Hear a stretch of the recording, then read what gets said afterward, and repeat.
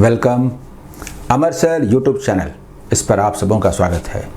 IBPS, RRB, PO and office assistant, इसके लिए जो वैकेंसी आई है, कोरोना काल की ये पहली वैकेंसी होने वाली है। इसके लिए मैं अल्टीमेट सक्सेस प्लान पर बात करने जा रहा हूँ। ये वीडियो बहुत इम्पोर्टेंट है। इसमें मैं क्या क्या बात करूँगा ये भी बता देता हूँ। इसमें मैं बात करूँगा कि दूसरे एग्ज़ाम के साथ IBPS, RRB, PO में क्या संभावनाएं हैं, क्या डिफरेंसेस हैं, आपके लिए पॉजिटिव साइड क्या है, दूसरे एग्ज़ाम की तुलना में इस एग्ज़ाम में क्या स्पेसिफिक है, शॉर्ट टर्म में प्रिपरेशन कैसे कर सकते हैं। मैं जहां लाइव क्लासेस लेता हूं www.amarsir.in और अनअकैडमी, इसमें पढ़ने वाले स्टूडेंट्स के लिए क्या प्लानिंग है, लेकिन स्पेशली YouTube पर मेरे जो लाखों सब्सक्राइबर्स हैं, फॉलोअर्स हैं, उनके लिए मेरी क्या प्लानिंग है और मैं उनको कैसे पढ़ाने जा रहा हूँ। लास्ट ईयर के जो क्वेश्चंस हैं उनका मैं एनालिसिस करूँगा, दिखाऊँगा कि सारे चेंजेस के बावजूद IBPS, RRB, specially PO exam में क्या हुआ लास्ट ईयर, जबकि SBI PO में और IBPS PO में जो चेंजेस हुए उनके सामने में IBPS, RRB, PO ये कैसे अलग है, और तब प्रोजेक्ट करूंगा कि इस ईयर आपको क्या करना है। न्यू स्टूडेंट्स और पहले से प्रिपरेशन करने वाले स्टूडेंट्स, उनको किस किस तरह से प्रिपरेशन करना चाहिए, इस पर भी बात करूंगा। डिटेल बात करनी है और ये वीडियो आपकी सफलता का मार्ग प्रशस्त करेगा। आगे बढ़ते हैं। सबसे पहले देखिए,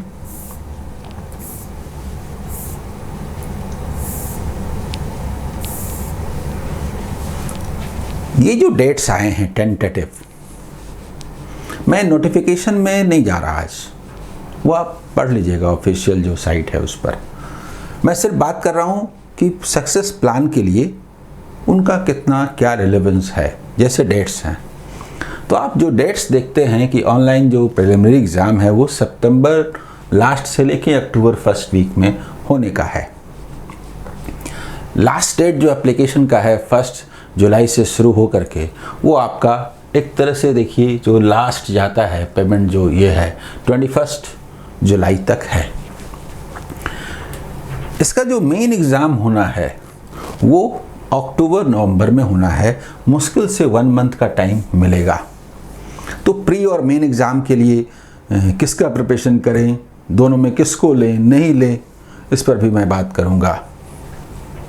ठीक है, अच्छा, तो जो मैं बात करने जा रहा हूं एक बार आप देख लीजिए, फिर इन पर डिटेल हम लोग करेंगे कि strategy for freshers and old students, strategy for www.amarsir.in और Unacademy students, strategy for YouTube students and study plan for them. मैं खुद भी क्या करूंगा आपके लिए ये भी बताऊंगा। ठीक है, difference between IBPS, RRB, PO exam and other exam, banking exam, SBI PO and IBPS PO. Approach towards pre and main exam, analysis of previous year's questions, pre and main both, उसको सामने रख के बात करूँगा, और success plan for IBPS, RRB, PO कि आखिर success plan क्या हो। ठीक है, एक एक करके आगे बढ़े। आगे जब हम लोग बढ़ेंगे तो ये लास्ट ईयर क्वेश्चन पे बाद में आएंगे। सबसे पहले देखिए, मैं इसमें बात कर रहा हूँ इस पॉइंट पर कि IBPS, RRB, PO exam SBI PO और IBPS PO से कैसे अंतर रखता है और किस स्टूडेंट के लिए इसमें ज़्यादा संभावनाएं हैं, चांसेस हैं। मैं इन एग्ज़ाम्स को सामने रखता हूँ आपके सामने। SBI PO और IBPS PO में अब डिफरेंस नहीं रह गया। प्री एग्ज़ाम और मेन एग्ज़ाम दोनों का पैटर्न एक जैसा है। अगर हम मैथमेटिक्स को सामने रख कर के बात करें तो मेन एग्ज़ाम का नाम वहाँ पर डेटा इंटरप्रिटेशन एंड एनालिसिस है, जबकि उसमें कैसलेट से लेकर के डेटा सफिशिएंसी से लेकर के quantity 1, quantity 2, new type, cloze test style में ये सब क्वेश्चंस आते हैं। तो नाम उसका डेटा एनालिसिस एंड इंटरप्रिटेशन है। लेकिन IBPS RRB PO के मेन एग्ज़ाम में इसका नाम डेटा एनालिसिस इंटरप्रिटेशन नहीं है, ये क्वांटिटेटिव एप्टीट्यूड है।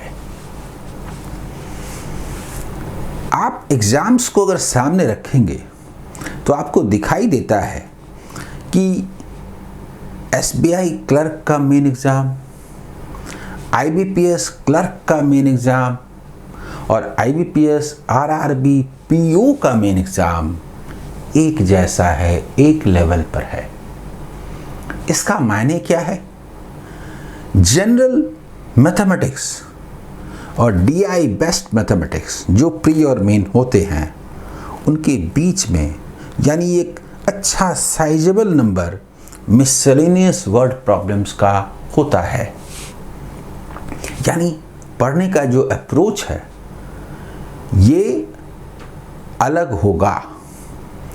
अगर आपके पास 6 मंथ से ज़्यादा है तब तो एक बार आपने प्रिपरेशन कर लिया तो क्या SBI PO, IBPS PO से लेकर के IBPS RRB PO। लेकिन अगर आपके पास 3 मंथ्स का टाइम है, 2.5 मंथ्स का टाइम है, समझ लीजिए 3 मंथ्स आपके पास है भी नहीं, तो इतने कम समय में स्पेसिफिक होना बहुत ज़रूरी हो जाता है।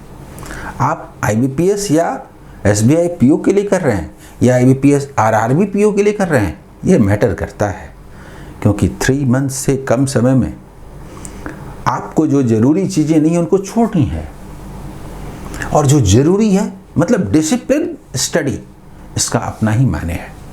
मैं ये भी बात करूँगा कि जो ऑनलाइन टेस्ट सीरीज़ छा गया है ये आपके लिए कितना फ़ायदेमंद है भी कि नहीं, इस पर भी बात करूँगा, ठीक है। और इसके पूरे सक्सेस प्लान पे बात करूँगा, स्पेसिफिक डिफरेंट एरिया में कैसे कैसे आप करेंगे। तो मैं ये बात कर रहा हूँ कि इसमें इंग्लिश या हिंदी का ऑप्शन है, तो बहुत सारे स्टूडेंट्स हैं जिनकी इंग्लिश कमज़ोर रहती है, वो इस एग्ज़ाम का वेट करते रहते हैं। लेकिन रीजनल लैंग्वेज बड़ा मायने रखता है, तो जिस स्टेट से आप अप्लाई करते हैं उस स्टेट का रीजनल लैंग्वेज आना चाहिए आप। ये सब चीज़ें हैं। कई स्टेट ऐसे हैं जहाँ पर वैकेंसी नहीं है, लेकिन कई स्टेट हैं जहाँ काफ़ी वैकेंसी है। कम वैकेंसी होने पर भी अपने होम स्टेट से देना चाहिए, लेकिन जहाँ पर ज़ीरो है उस स्टेट के स्टूडेंट को तो अपने बगल वाले स्टेट जिसका कि वो लैंग्वेज जानते हैं वहाँ देना ही पड़ेगा, उनके पास और कोई ऑप्शन नहीं है। नहीं तो अपने स्टेट को हमेशा प्रेफरेंस देना चाहिए। ये सब चीज़ें इसके साथ जुड़ी हुई हैं। चूँकि क्वेश्चन का जो लेवल है वो SBI क्लर्क का मेन एग्ज़ाम और IBPS क्लर्क का मेन एग्ज़ाम जैसा है, तो बहुत डेप्थ में जा कर के पढ़ने की ज़रूरत नहीं, लेकिन कंसेप्ट क्लियर होना चाहिए। चैप्टर का पूरा कंसेप्ट क्लियर होना चाहिए। उसमें थोड़ा भी अगर अस्पष्टता है तो नहीं चलेगा, वो पूरा क्लियर होना चाहिए। और तब उसके अच्छे क्वेश्चंस जो एग्ज़ाम में आए हैं उनकी प्रैक्टिस करनी है। आप बोलेंगे वो क्वेश्चन कहाँ से आएगा, तो मेरा लगभग 2000 वीडियोस यूट्यूब पर हो गया है, और मैं लगातार प्रीवियस ईयर्स के क्वेश्चंस की सीरीज़ कुछ दिन पहले ही शुरू कर चुका हूँ, तो आपको कहीं जाने की ज़रूरत ही नहीं है। मैं तो लगातार, और मैं देख रहा हूँ सिस्टमेटिकली लाइव क्लासेस पे इसमें शुरू करूँगा। तो जो स्टूडेंट्स इकोनॉमिकली पुअर हैं और कहीं किसी लाइव क्लास पेड क्लास में नहीं जा सकते, मेरे वेबसाइट पर नहीं जा सकते या अनअकैडमी पर नहीं जा सकते, कोई दिक्कत नहीं, थोड़ा भी परेशान नहीं होना। मैं तो बार बार कहता हूँ वो ऑप्शंस हैं। जिनको पसंद आता है लाइव क्लास करना करेंगे, लेकिन मैं लाइव क्लासेस तो यूट्यूब पर भी दूंगा और वीडियोस के माध्यम से लगातार प्रीवियस ईयर्स क्वेश्चन की आपको तैयारी कराऊंगा, इसलिए आप रेस्ट एश्योर्ड रहिए। तो ये डिफरेंसेस आपने देख लिए जिस पॉइंट पर मैंने चर्चा की, ठीक है। इसके बाद फ्रेशर और ओल्ड स्टूडेंट्स, तो जो फ्रेशर्स हैं उनके लिए कम समय है, उनके पढ़ने का तरीका अलग होगा। जो ओल्ड स्टूडेंट्स हैं उनके लिए अलग होगा। फ्रेशर्स को बेवजह के क्वेश्चन में न जाते हुए चैप्टर का कॉन्सेप्ट क्लियर करें, कोई भी चैप्टर छूटने ना पाए, और हर चैप्टर का कॉन्सेप्ट क्लियर करके उसके लीडिंग क्वेश्चंस को बना जाए। हर चैप्टर के 50 क्वेश्चंस, अच्छे 50 क्वेश्चंस को बार बार बनाएं जो एग्जाम में आया हुआ है। बस कोई बेवजह बेकार के क्वेश्चंस न बनाएं, क्योंकि समय, टाइम बहुमूल्य है। उसको वेस्ट करने की तो बात छोड़ दीजिए, यूटिलाइज कैसे करें ये सवाल है। इसलिए बेकार का ऑनलाइन टेस्ट एकदम मेरी ओर से उनको परमिशन नहीं है। अगर आप मेरा रिस्पेक्ट करते हैं और मेरी बात पर विश्वास रखते हैं, तो जो फ्रेशर्स हैं किसी भी हालत में अगर वो ऑनलाइन टेस्ट सीरीज की ओर जाते हैं तो समय इतना कम है कि बेसिक्स क्लियर करने के साथ साथ आपको जो उसके लीडिंग टॉपिक्स हैं उनके अच्छे क्वेश्चंस को क्लियर करने के लिए भी समय कम है। तो टाइम वेस्ट करने के लिए दूसरी जगह जाने से क्या फ़ायदा। आपको कभी मन हुआ तो एक ऑनलाइन टेस्ट दे दिया, ठीक है भाई, दे दिया। देख लीजिए थर्मामीटर लगा करके कितना फीवर है। फीवर है 102, फीवर तो है। अब फीवर के लिए दवा खाना होगा ना, या अगले दिन फिर एक थर्मामीटर, फिर 102, शायद 3 हो जाए। दवाई तो खा ना रहे हैं, फिर अगले दिन थर्मामीटर। अरे मेडिसिन्स लेने पड़ेंगे ना बीमारी को ठीक करने के लिए, या ऑनलाइन टेस्ट थर्मामीटर। पुराने स्टूडेंट्स ये गलती करते हैं तो उनको कम नुकसान होगा, नए स्टूडेंट्स की तो लुटिया ही गुल जाएगी। इसलिए एकदम मैं रोकता हूँ, नहीं तो फिर 3 महीने बाद एग्ज़ाम के बाद आपको अफसोस होगा कि आपने ये मिस्टेक कर दिया। मैं लास्ट लगभग 26-27 ईयर्स से पढ़ा रहा हूँ, मेरा एक्सपीरियंस है। सैकड़ों स्टूडेंट पास करते हैं हर साल। देखते हैं गलती होती है तो उनको फील होता है कि मिस्टेक हो गया, काश उस समय नहीं करते। तो मैं फिर एक बार आपको अलर्ट कर रहा हूँ, ठीक है। हाँ, यहाँ मैं एक बात और कह दूँ, शायद मिस हो जाए, कि मैं जो भी YouTube में पोस्ट करता हूँ उसका PDF, ये अच्छा हो गया, मैंने एक चैनल बना दिया टेलीग्राम पर, तो उसमें बहुत सुविधा हुई। लगभग 10,000 के आसपास स्टूडेंट्स उसमें आ भी गए हैं। उसमें मैं लगातार PDF दे देता हूँ, अमर सर कॉम्पिटिटिव एग्ज़ाम। तो आपके लिए अच्छा रहता है कि आप PDF ले लेते हैं और उसकी प्रैक्टिस करते हैं। अब स्मार्ट बोर्ड होने की वजह से मैं उसको इंग्लिश हिंदी दोनों में करके रखता हूँ, तो आपको भी मज़ा आता है। और हिंदी मीडियम स्टूडेंट्स जो हैं उनका भी बहुत दिनों से डिमांड था, तो अब वो पूरा हो जाता है। तो आप बहुत अच्छे से वीडियोस, PDF, लाइव क्लासेस सब अवेलेबल है YouTube पर, और आपको कहीं कोई पैसा खर्च करने की ज़रूरत भी नहीं है। आप आसानी से यहाँ पढ़ करके पास कर सकते हैं। मेरे YouTube वीडियोस खजाना है, इसमें कुछ भी छूटा नहीं है। जितना पढ़ेंगे, जितना देखेंगे, एंजॉय करेंगे, उतना ही ज़्यादा आपको फ़ायदा होगा। ठीक है, समझ गए। तो फ्रेशर्स के बारे में मैंने कहा, फिर स्पेसिफिक में आऊँगा कि टॉपिक वाइज कैसे कैसे आपको करना है। और जो ओल्ड स्टूडेंट्स हैं, मतलब सीनियर स्टूडेंट्स हैं, ओल्ड कहने का मतलब सीनियर, जो पढ़ चुके हैं, कुछ एग्ज़ाम भी दे चुके हैं, वो ये मौका किसी हालत में जाने न दें। ये बात मैं क्यों कह रहा हूँ? इस वीडियो के माध्यम से मैं अपने उन लाइव क्लास के स्टूडेंट को भी संबोधित कर रहा हूँ जिन्हें मैं देख रहा हूँ कि वो बहुत अच्छा कर रहे हैं। इस कोरोना पीरियड में, लॉकडाउन के पीरियड में या अनलॉक पीरियड शुरू हुआ है, इस दौरान पढ़ने का अच्छा मौका मिला है और उन लोगों ने काफ़ी मेहनत की है।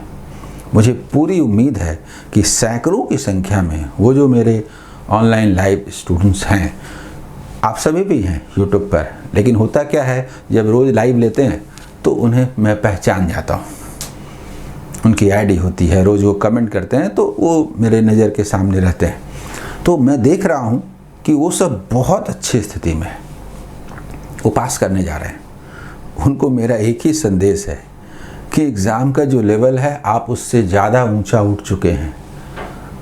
गलती मत कीजिएगा, अपने इस फ्लो को, स्टडी के फ्लो को बनाए रखिएगा, सक्सेस श्योर है। उटपटांग ऑनलाइन टेस्ट सीरीज, उटपटांग क्वेश्चंस, उटपटांग दूसरे वेबसाइट्स पर जाना और टाइम वेस्ट करना और पजल हो जाना, इस तरह की हरकत मत कीजिएगा। तो आप तो पास करने जा रहे हैं, आपको कुछ नहीं करना है, जैसे पढ़ रहे हैं वैसे पढ़ते रहिए। लेकिन YouTube के जो हमारे सीनियर स्टूडेंट्स हैं, उनसे मेरा कहना है कि मेरे वीडियोस के प्लेलिस्ट में जाइए। ये तो आप जाते रहे हैं, इतने दिनों से पढ़ते रहे हैं। स्पेशली मैं अभी एक बात कहने जा रहा हूँ, चैप्टर में जाकर के जो आप वीडियोस देखते हैं, पढ़ते हैं, वो आपने बहुत पढ़ लिया। उनके लिए जो सीनियर स्टूडेंट्स हैं, अब इस समय आप मेरा जो मिसलेनियस वर्ड प्रॉब्लम्स का ज़बरदस्त कलेक्शन है, लगभग 200 के आसपास, जिसमें कि डिफरेंट चैप्टर्स के प्रॉब्लम्स होते हैं। चूँकि आपका कॉन्सेप्ट क्लियर है, आप समझ चुके हैं, उसको जब आप बनाने जाते हैं तो अचानक एक क्वेश्चन आता है टाइम एंड डिस्टेंस का, फिर आ गया टाइम एंड वर्क का, फिर मेंसुरेशन का, पार्टनरशिप का, अलग अलग, और तुरंत आप अपने को नई स्थितियों के अनुसार ढालते हैं और सॉल्व करते हैं। ये अगर 200 बार करेंगे, 200 टाइम्स, तो सोचिए आपका प्रिपरेशन कहाँ जाएगा। तो मेरा जो मिसलेनियस वर्ड प्रॉब्लम्स का प्लेलिस्ट है, उसमें जाइए, उसके सारे वीडियोस को 2 से 3 टाइम्स देख जाइए। अगले 2.5-3 महीनों में 2 से 3 बार सबको देख जाइए, आपका सिलेक्शन पक्का है। मैं कहता हूँ पक्का है, यूट्यूब के अपने सारे सीनियर स्टूडेंट्स को कहता हूँ पक्का है। इसके बाद DI, मैं यूट्यूब के अपने स्टूडेंट्स को देखता हूँ, जब भी मैं वीडियोस देता हूँ, कमेंट देखता हूँ, उन्हें भी मैं नज़दीक से पहचानता हूँ, जो लगातार मुझे फॉलो करते हैं।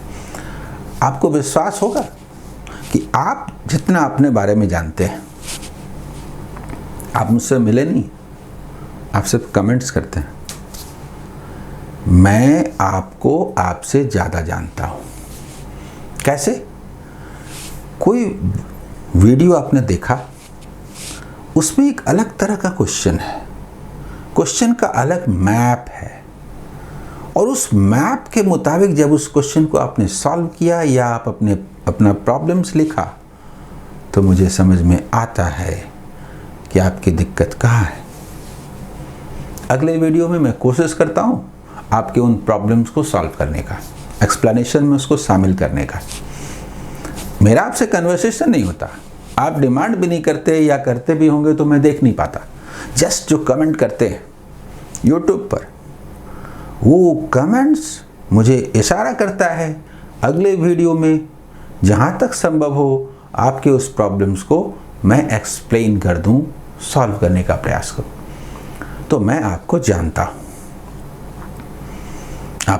हूँ, रेगुलर आप कमेंट्स करते हैं। ऐसे सैकड़ों स्टूडेंट्स हैं, चूँकि वो रोज़ कमेंट करते हैं, रोज़ देखते हैं, एक से अधिक बार कमेंट करते हैं, तो यूट्यूब के अपने स्टूडेंट्स को भी मैं जानता हूँ।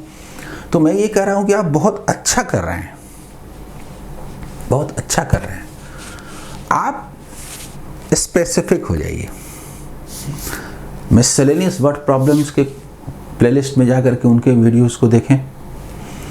इसके बाद डेटा इंटरप्रिटेशन में घुस जाएं, कमांड कर लें, है आपका पहले से, वहाँ पर लगभग 300 DI होने जा रहे हैं। वैरायटी है, अब तो इंग्लिश हिंदी दोनों में है, PDF के साथ है। पिछले लगभग 3-4 महीनों में मैंने काफ़ी अच्छे DI अच्छे स्टैंडर्ड के DI सॉल्व करके दिए हैं और PDF जो है उस टेलीग्राम ग्रुप में दिया है, अमर सर कॉम्पिटिटिव एग्ज़ाम। तो आप इसका फ़ायदा उठाइए। कैसलेट लगातार मैं हाई लेवल के सॉल्व कर रहा हूँ, आप देख भी रहे हैं, थोड़ा उसको 2-3 बार देखिए। और जो टेलीग्राम ग्रुप में देता हूँ उसका लिंक दिया हुआ रहता है हर वीडियो में नीचे डिस्क्रिप्शन में, तो उसको खुद से सॉल्व करने का प्रयास कीजिए। नंबर सीरीज ये एक अलग तरह का आने लगा है और दूसरी चीज़ों में IBPS RRB PO ने भले नकल ना किया हो, नंबर सीरीज में नकल कर लिया है। जो SBI PO में 2 या 3 नंबर सीरीज का सेट का एक क्वेश्चन होता है, ऐसा 4 क्वेश्चंस आए। 2 या 3 आते हैं SBI में, IBPS RRB PO में मेन एग्जाम में 4 सेट्स आए। आप जानते हैं नंबर सीरीज आपने खूब बनाया है, मेरे प्लेलिस्ट में जाइए, बनाइए, मैं लगातार सॉल्व भी कर रहा हूँ। तो मेरे स्टूडेंट्स जो मुझे फॉलो कर रहे हैं दूसरों से बहुत आगे रहेंगे, इसका मुझे पूरा विश्वास है। तो ये डिफरेंस था फ्रेशर्स और ओल्ड जो स्टूडेंट्स हैं, एक्सपीरियंस स्टूडेंट्स में, मैंने इनके बारे में चर्चा कर ली। अब आइए हम लोग इस सक्सेस प्लान पर बात करते हैं, ठीक है। उसमें सबसे पहले लास्ट ईयर जो क्वेश्चंस आए हैं IBPS RRB PO में, तो मैं जो कुछ भी बोल रहा हूँ मैथ के संदर्भ में बात कर रहा हूँ, ऐसा ही दूसरे सब्जेक्ट में भी है, ठीक है। तो आप देखिए क्या आया था डबल प्री एग्जाम में, फिर मेन का बताता हूँ। लास्ट ईयर के किसी 1 सिटिंग का, थोड़े बहुत चेंजेस के साथ दूसरे सिटिंग में भी क्वेश्चंस रहते हैं इसी तरह से। तो देखिए डबल लाइन डायग्राम का DI आया, 6 क्वेश्चन उसमें थे, और एक टेबल DI आया 6 क्वेश्चन, कैसलेट 5 क्वेश्चन, ठीक है। Missing number series 5 questions, quadratic equations 5 questions, ये आए प्री एग्जाम में लास्ट ईयर 2019 में। मिससेलेनियस वर्ड प्रॉब्लम्स टोटल 13 आए। देखिए टोटल 40 होता है ना, ये 15 और ये 12, 27 और 13, ये टोटल 40 क्वेश्चंस आए। इसमें देखिए बोट एंड स्ट्रीम से 1 क्वेश्चन, सिंपल इंटरेस्ट से 1 question, problems based on edges से 1 क्वेश्चन, पाइप्स एंड सिस्टर्न्स से 1 क्वेश्चन, प्रॉफिट एंड लॉस से 3 क्वेश्चंस आए, टाइम एंड डिस्टेंस से 1 क्वेश्चन, ट्रेन से 1 क्वेश्चन, पार्टनरशिप से 1, मेंसुरेशन से 1, प्रोबेबिलिटी से 1 and simple and compound interest का मिक्स्ड क्वेश्चन 1, यानी कुल मिला के इससे 2। जरूरी नहीं है कि यही क्वेश्चन अगले साल यानी इस साल भी आए, लेकिन क्या होगा, चैप्टर थोड़ा इधर उधर होगा। जैसे देखिए इसमें टाइम एंड वर्क से नहीं, तो टाइम एंड वर्क से रहेगा इस बार, मेंसुरेशन से तो लगातार आता ही आता है, प्रोबेबिलिटी से आया था, आएगा ही आएगा, बोट एंड स्ट्रीम जो है, और आप देखिए टाइम एंड डिस्टेंस, तो time and distance, train, boat and stream से 3 आए, कोई ज़रूरी नहीं है इस बार time and work and pipes and cistern से 2 या 3 आ जाए, मतलब इसी तरह के चेंजेस होंगे, ठीक है। तो ये प्री एग्ज़ाम का है, ठीक है। DI है, अच्छा है, आसानी से आप सॉल्व भी कर सकते हैं। प्री में तो DI में आपको प्रॉब्लम होना नहीं है, ओके। और इसके बाद जो लास्ट ईयर का मेन एग्जाम हुआ था उसमें मैथमेटिक्स का मिसिंग DI से 5 क्वेश्चंस आए, ट्रिपल लाइन डायग्राम वाले DI से 5 क्वेश्चंस, और पाई डायग्राम विथ टेबल DI ये 5 क्वेश्चंस, यानी DI से 15 क्वेश्चन आए, 40 में 15 क्वेश्चंस आए DI से, ठीक है। कैसलेट, एक कैसलेट था जिससे कि 5 क्वेश्चन, क्वाड्रेटिक इक्वेशन से 4 questions, triple layer number series जिसकी मैं चर्चा कर रहा था उससे 4 क्वेश्चंस, क्वांटिटी 1, क्वांटिटी 2 से 4 क्वेश्चन आए। तो नंबर ऑफ क्वेश्चंस में डिफरेंस हो सकता है। और मिससेलेनियस वर्ड प्रॉब्लम से 8 आए। पहले इसको देख लीजिए, प्रोबेबिलिटी से 1 आया, देखिए प्री में भी 1 क्वेश्चन था, मेन में भी 1 क्वेश्चन, ऐसा है। मिक्सचर एलिगेशन से मेन में 1 क्वेश्चन आया, प्री में नहीं आया था तो इस बार आएगा। प्रॉब्लम बेस्ट ऑन एजेस से प्री में भी आया था, मेन में भी आया, क्वेश्चन के डेप्थ में थोड़ा डिफरेंस होगा, ठीक है। टाइम एंड वर्क से 1 आया, तो टाइम एंड वर्क से तो आया था, अभी भी आएगा, प्री में भी आएगा, मेन में भी आएगा। टाइम एंड डिस्टेंस से 1 आया, पार्टनरशिप से 2 क्वेश्चंस आए मेन एग्जाम में, और मेंसुरेशन से 1 है। प्रॉफिट एंड लॉस से मेन में नहीं आया, प्री में 3 आ गए थे, कोई ज़रूरी नहीं है इस साल मेन में ही 1 या 2 क्वेश्चन आ जाए, प्री में भी 1 क्वेश्चन रहे। DI तो 3 ही आए, 5 × 3 15, लेकिन इसमें से 1 DI ऐसा था जो न्यू टाइप का था। जिस तरह से न्यू टाइप के DI का एक्सपेरिमेंट हमेशा IBPS PO और SBI PO में होता रहता है, इसमें भी हुआ। देखिए क्या होता है, RBI ग्रेड B ऑफिसर्स का जो एग्ज़ाम है वो पहले एक स्टैंडर्ड सेट करता है, उसके पीछे SBI चलती है और उसके पीछे IBPS, मतलब 1 साल के बाद वो, और उसके पीछे IBPS RRB।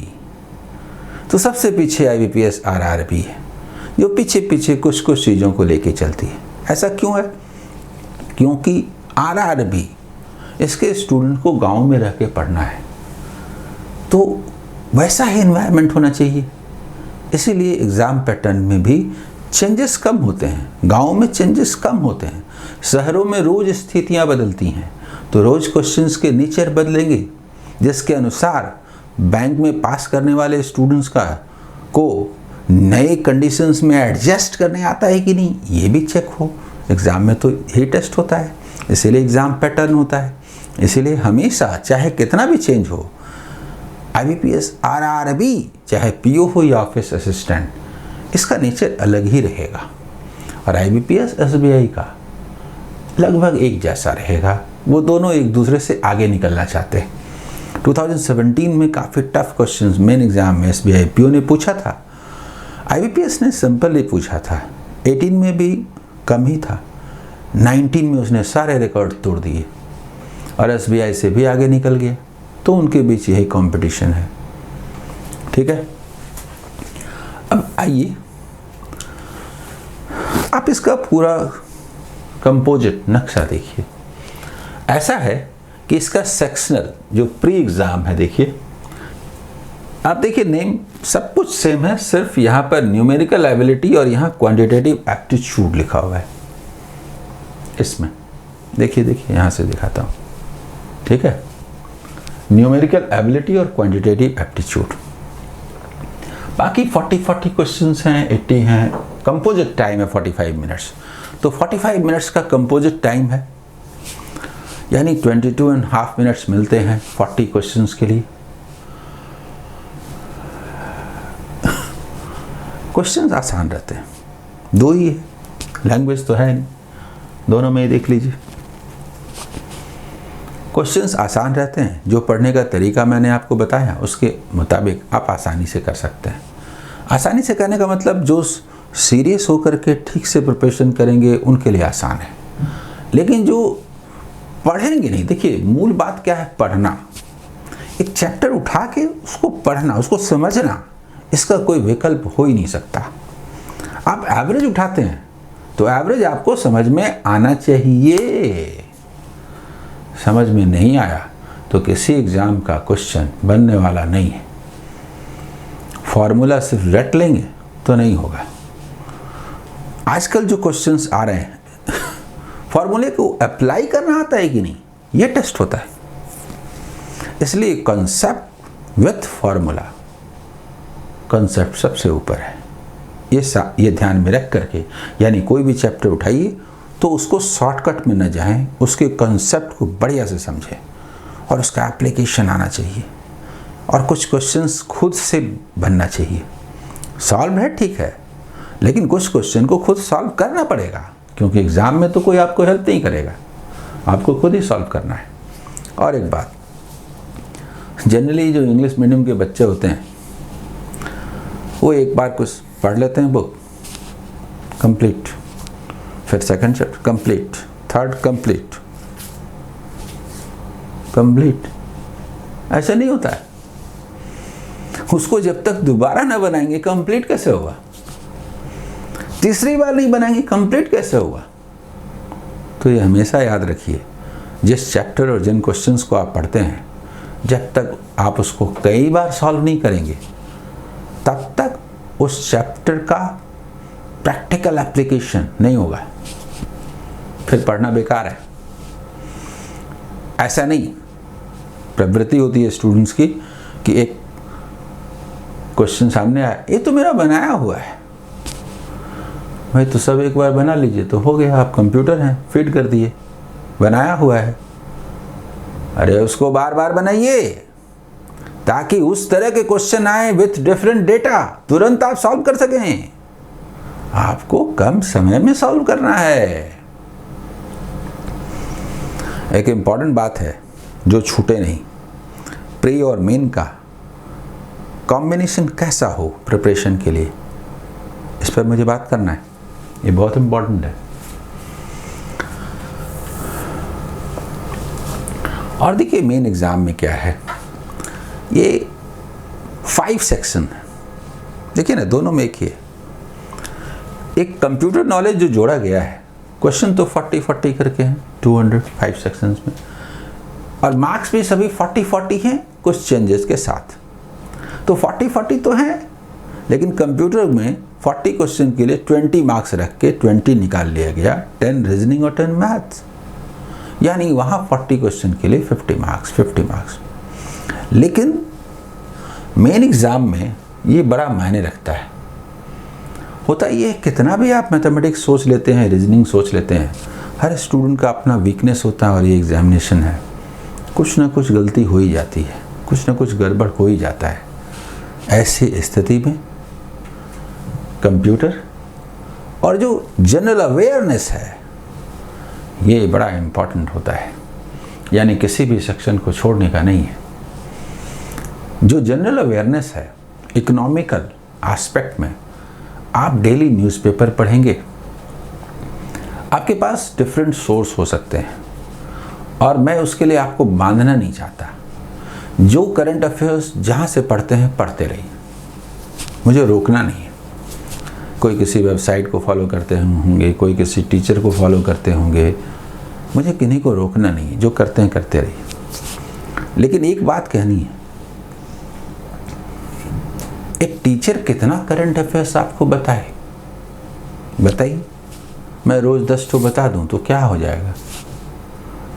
बहुत होगा तो आप उनको देखेंगे तो वो इम्पॉर्टेंट फैक्ट हैं। एग्जाम में 40 क्वेश्चंस में 20 क्वेश्चंस में आपको मदद करेंगे, 40 में मदद नहीं करेंगे। उसके लिए मैगजीन सबसे इम्पोर्टेंट। वो पूरे मंथ का कलेक्शन होता है और आपके पास 1 मंथ उसको पढ़ने के लिए होता है, उसी चीज़ को, उसी 10 पेजेस को। और डेली पेपर। सोचिए, इतना जो पढ़ना है ये आपको कौन बता सकता है? ये तो खुद ही पढ़ना पड़ेगा ना। इसलिए जनरल अवेयरनेस में खुद अपने ऊपर विश्वास रखिए। डेली न्यूज़पेपर पढ़िए। जो न्यूज़पेपर आप पढ़ते हो, मुझे नहीं बोल रहा, आजकल जो भी स्टैंडर्ड न्यूज़पेपर हैं सबका अच्छा है मटेरियल। फर्स्ट पेज पढ़िए, इम्पॉर्टेंट जो रहता है उसका कलेक्शन होता है। इकोनॉमिकल पेज पढ़िए, जरूर पढ़िए। स्पोर्ट्स का जो पेज है वो पढ़िए, वो बहुत ज़रूरी है। तो ये 3 सेक्शन पर ध्यान दे दीजिए। इम्पॉर्टेंट जो है वो first page, economical page, sports page. लेकिन मेन एग्ज़ाम को ध्यान में रख के, इंटरव्यू को ध्यान में रख करके और अपने नॉलेज को एग्ज़ाम के ख्याल से बढ़ाने के लिए, अपना कॉन्फिडेंस बढ़ाने के लिए, मिडिल पेज में जो 2 आर्टिकल्स आते हैं अच्छे ऑथर्स के, उसको ज़रूर पढ़ा कीजिए। एडिटोरियल अच्छा नहीं होता है, आजकल उसका स्तर गिर गया है, लेकिन जो आर्टिकल्स होते हैं वो अच्छे होते हैं, हालांकि उसमें भी पॉलिटिकल होता है। एक एक विचारधारा को मानने वाले लोग अपने अपने एंगल से लिखते हैं। नरेंद्र मोदी जी के जो समर्थक होंगे वो सिर्फ उनके समर्थन में लिखेंगे, और राहुल गांधी के जो समर्थक होंगे वो हर चीज़ में विरोधी करते रहेंगे। बेचारा स्टूडेंट क्या करे, वो इधर जाए कि उधर जाए। आप विशेषज्ञों का पढ़िए, जो किसी पार्टी से जुड़े नहीं हैं, दल से जुड़े नहीं हैं, जो विद्वान है। हालांकि उनकी भी विचारधारा है, उससे बाहर तो कोई नहीं है, पर विचारधारा से कोई प्रॉब्लम नहीं है। बात है कि फैक्ट्स होने चाहिए।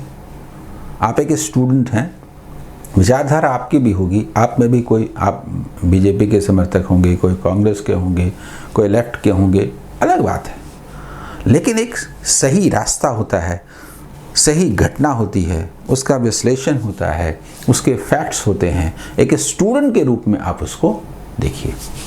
तो वो मिडिल पेज में जो 2 आर्टिकल्स आते हैं, लगभग सारे ही स्टैंडर्ड न्यूज़पेपर्स में आते हैं, उनको आप रोज़ पढ़ें। इससे आपका विश्वास बढ़ेगा, कॉन्फिडेंस बढ़ेगा। एक दिन में जनरल अवेयरनेस होता ही नहीं है, लेकिन 3 मंथ्स में आप कर सकते हैं। इसलिए उसको रोज का आप डेली रूटीन में शामिल कर लें। रोज आगे बढ़ें, रोज उसको देखें। एक अच्छा न्यूज़ चैनल, जो भी मेन न्यूज़ होता है वो ज़रूर देखें। डीडी न्यूज़ बहुत बढ़िया है, आप उसको देखें, ठीक है वो। लेकिन मैगजीन आपका आधार होगा। पेपर ज़रूर पढ़ेंगे, एक न्यूज़ चैनल देखेंगे, और इसके अलावा आप जो भी करते हैं वो सब कीजिए अपने अपने मुताबिक, जिनको जो अवेलेबल है। कंप्यूटर जो होता है वो एप्लीकेशन के संदर्भ में आता है। कोई भी आप 6 मंथ्स का कोर्स करेंगे तो आपको वहाँ एक बुक मिलेगा ही, आप उसको अप्लाई करते हुए एप्लीकेशन के संदर्भ में, लास्ट ईयर क्वेश्चन के संदर्भ में देख जाइए। इसमें ज़्यादा दिक्कत नहीं है, वो ज़्यादातर क्वेश्चन आप उसके सॉल्व कर लेंगे। उसको इग्नोर मत कीजिएगा, क्योंकि उसको होता क्या है, कुछ बनाते हैं आप, कुछ क्वेश्चन सॉल्व करते हैं अपने को आगे रखने के लिए, दूसरों से आगे रखने के लिए। जो दूसरे नहीं सॉल्व कर पाते आप करते हैं। एग्जाम में विन के 2 रास्ते हैं, एक जो दूसरा नहीं कर पाते हम वो करें ताकि हम आगे जाएं, और दूसरी बात, दूसरे जो आसानी से कर लेते हैं वो हम जरूर करें ताकि पीछे न जाएं, उनसे पीछे न जाएं, क्योंकि उनसे पीछे चले गए तो बराबर हो गया, कहीं आगे कहीं पीछे। यानी जो कॉमन है, जिसको सभी करते हैं, वो हम छोड़े नहीं। लेकिन कुछ ऐसे क्वेश्चंस, ऐसे एरिया में हम बेहतर करें जो दूसरा नहीं कर पाता। ये विनिंग स्ट्रैटेजी है। किसी को भी हम छोड़े नहीं, कोई भी चैप्टर को, क्योंकि हर चैप्टर से आने वाला, अगर वो आता है क्वेश्चन, तो बहुत सारे आसान होते हैं, वो छूट जाएंगे। और कुछ जो मेरा अपना इंटरेस्ट का एरिया है, वहाँ पर विशेष तैयारी करें। ये आपको हर एग्ज़ाम में सक्सेस दिलाएगा। ये स्ट्रैटेजी है पढ़ने का। रीजनिंग और मैथ का नेचर एक जैसा है। जैसे प्री से मेन की ओर जाने पर जो मेन डिफरेंस पैदा होता है, वो मैथमेटिक्स में डेटा एनालिसिस इंटरप्रिटेशन का होता है, जिसका जो नेचर है वो DI कैसलेट और डेटा सफिशिएंसी है। और उसमें डिफरेंट टाइप्स के पजल्स हैं।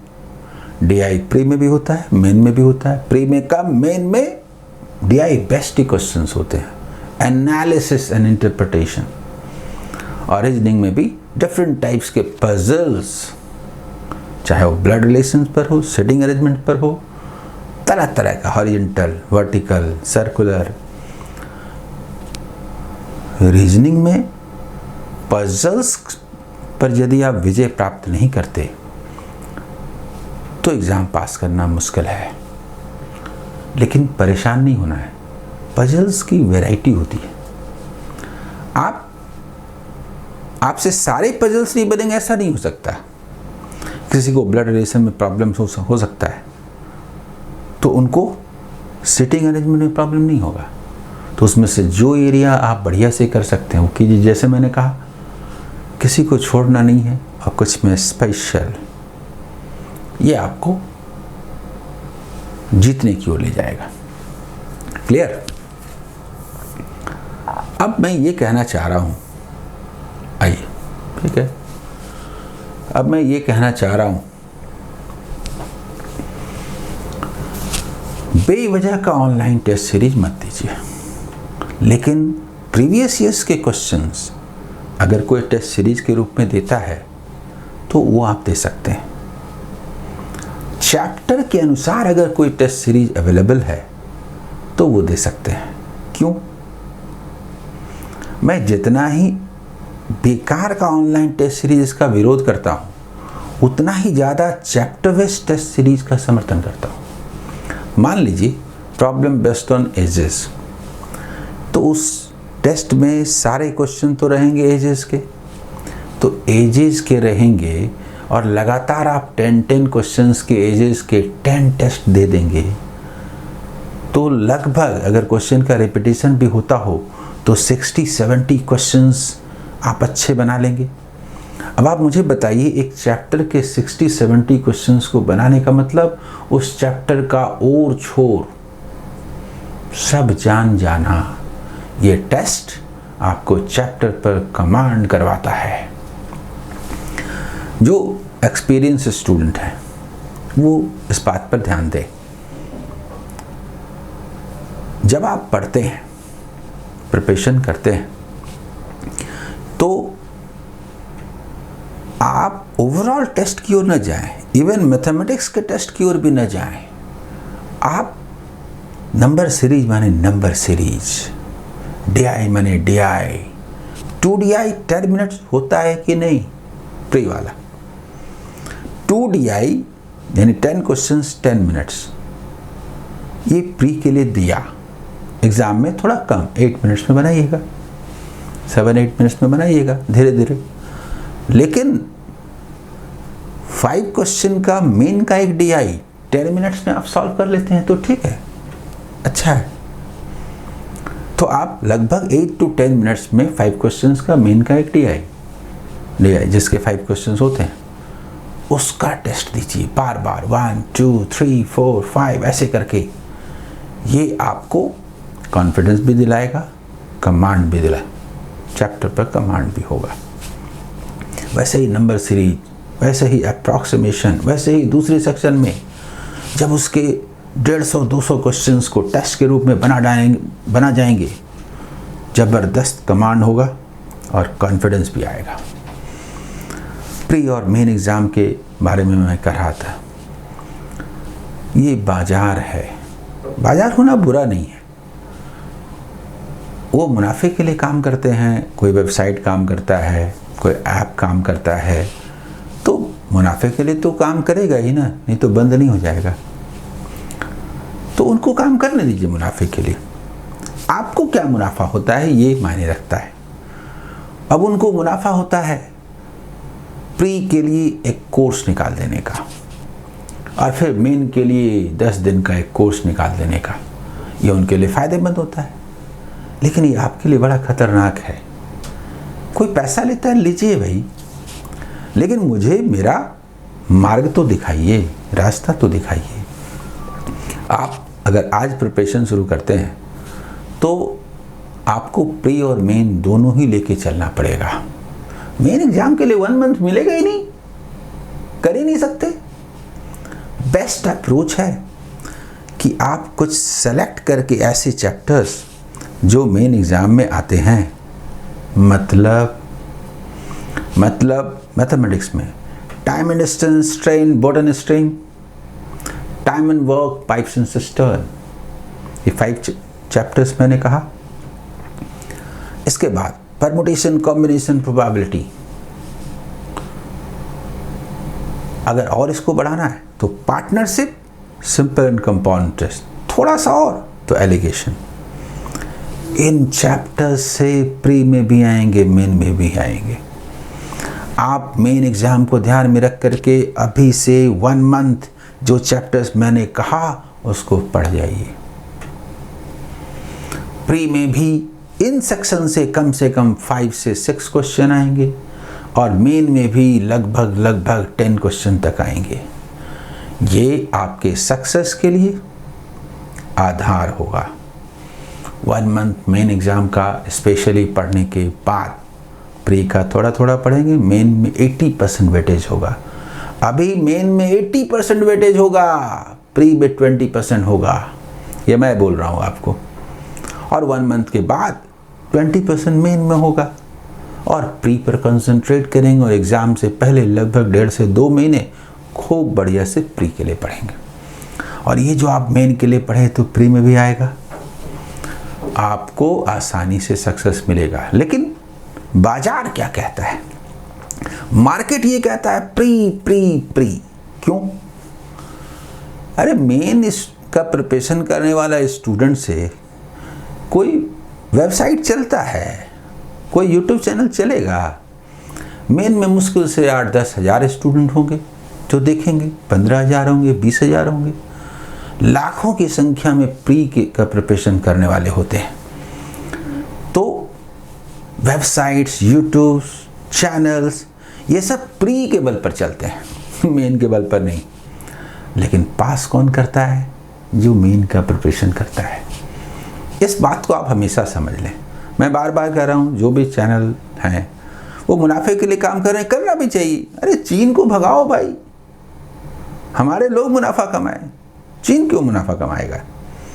लेकिन आप अच्छा प्रोडक्ट दीजिए, स्टूडेंट को सक्सेस तक ले जाइए। स्टूडेंट को सक्सेस तक ले जाइएगा तो आपका फ़ी कोई मायने नहीं रखता। ओके, लेकिन मैं तो पहले ही कह चुका हूँ कि यूट्यूब पर कोई चार्ज होना नहीं है, एकदम फ्री। ऑनलाइन क्लास भी रहेगा, मेरे वीडियोज़ रहेंगे, मार्गदर्शन रहेगा।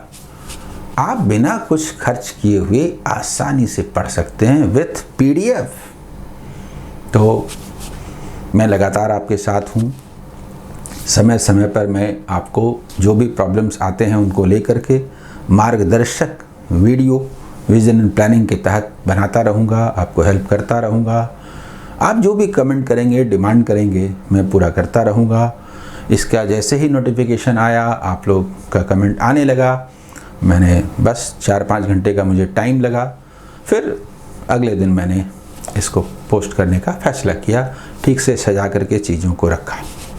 मुझे उम्मीद है ऑप्टिमिस्टिक बनिए, विश्वास के साथ प्रिपरेशन शुरू कीजिए।